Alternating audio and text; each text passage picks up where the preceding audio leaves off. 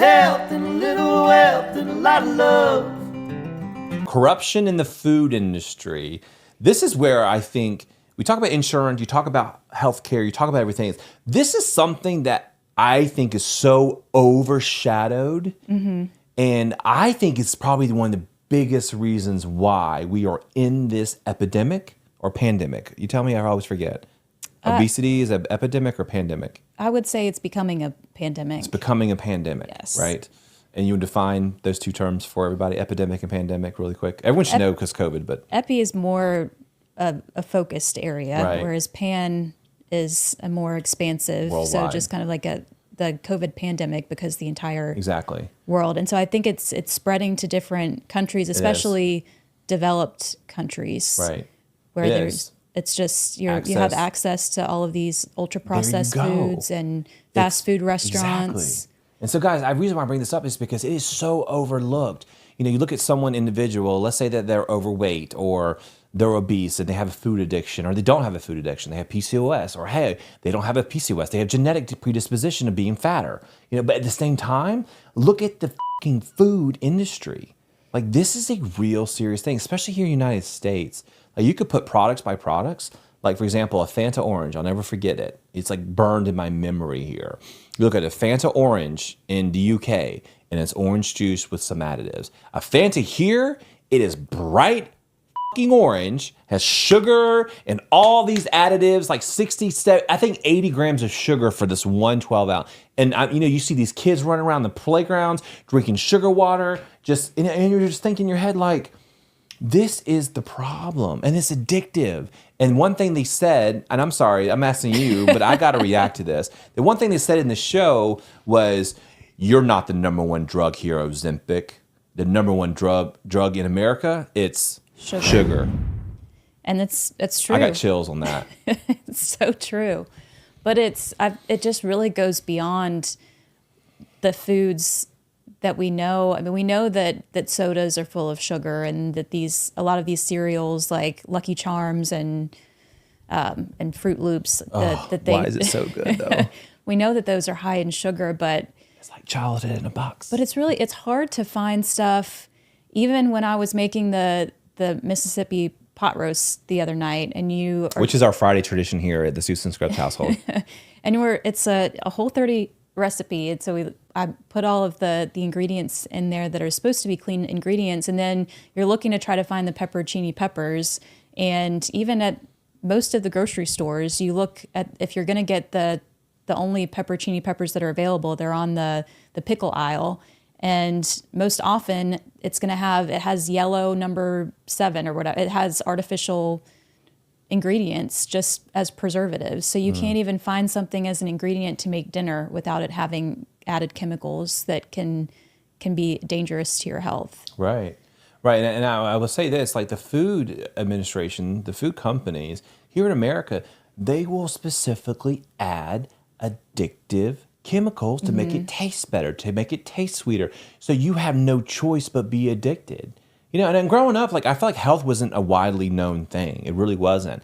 You know, I remember growing up, and this is no slam against my parents, you know, I bring them up and I try not to do it because I don't think they like it. But we used to go get Happy Meals. And I think a lot of us did. That's what I'm saying. It's not just me, it's you too. I think that it was a different time before. You just didn't know. Before obesity was even a big problem. But my dad would say this, I don't mean to interrupt you, I got to finish that thought. My dad would say there, make sure you eat your French fries before you eat your chicken because you got to get your vegetables. And I'm like, okay. And I was like, you didn't know. Yeah, you just didn't know. I think back then it was less of a focus because we didn't have as big of a problem as we do now. And that's I remember damn cafeteria, them square pizzas. They were so delicious. Like it's pizza day. That's what you're feeding your kids, you know?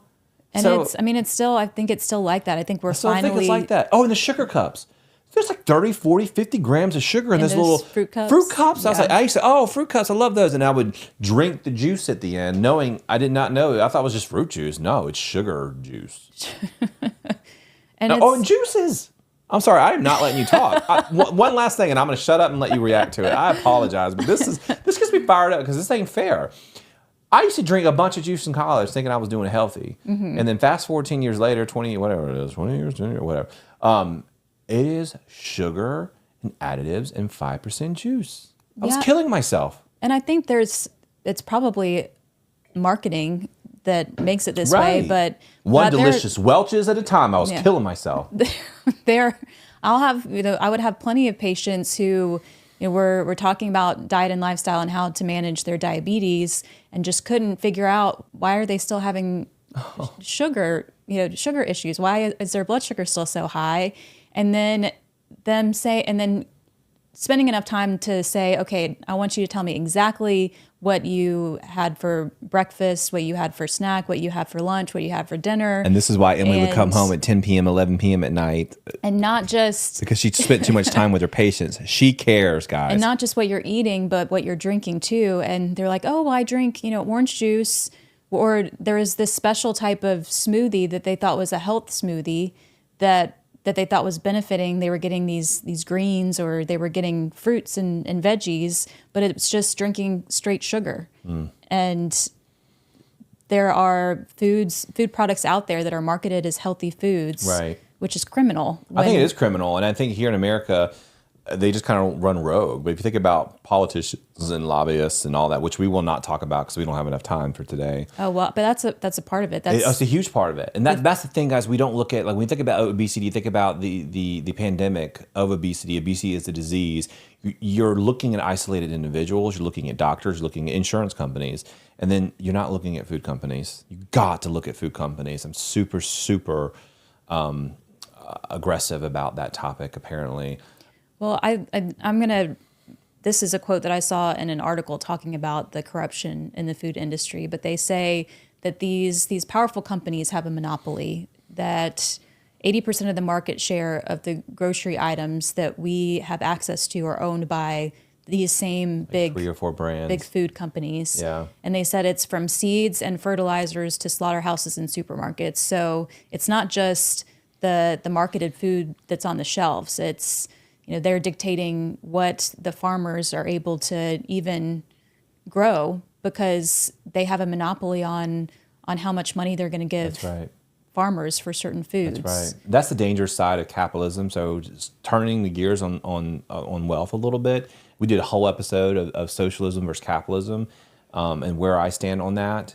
That is very dangerous. If I think capitalism is a great thing, but there could be a lot of dangers associated with that, right? Imagine one company owning everything and you just don't, that's just insane. And that's why this is the biggest part against the argument where people are saying, like, just eat healthier, just change your lifestyle, eat healthier and exercise. You don't need medications for this. And if we lived in a silo and in a vacuum and our children didn't have constant access to these foods, or are on government assistance for, they get money to be able to eat school lunches, but what are these school lunches that we're providing?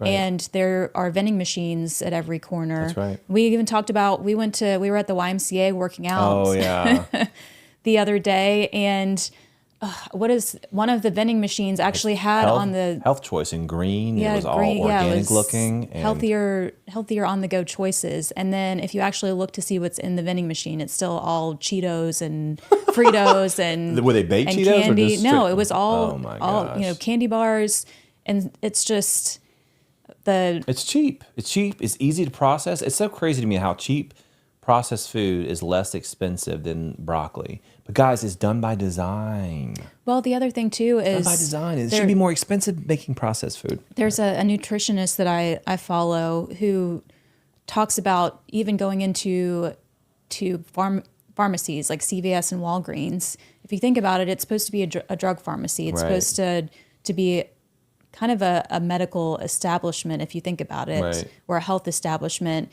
And then all of the foods that they offer in there are just convenience. I'm not gonna lie to y'all. CVS food, man, the best place to get Cadbury eggs. We used to love. Yeah, it has all the junk. It. Yeah, I used to love going to CVS. My grandma's like, "Let's go to CVS." We're like, "Okay," because all them little toys and little treats and hell yeah, sign me up. I love me some CVS. Give me a long receipt. They always have the biggest variety of candy, and And For so sure. it's just Yeah, but that's just a good example of just, it's placed there on purpose. the And marketing. Yes, the marketing in the food company. With a little health and a little wealth and a lot of love.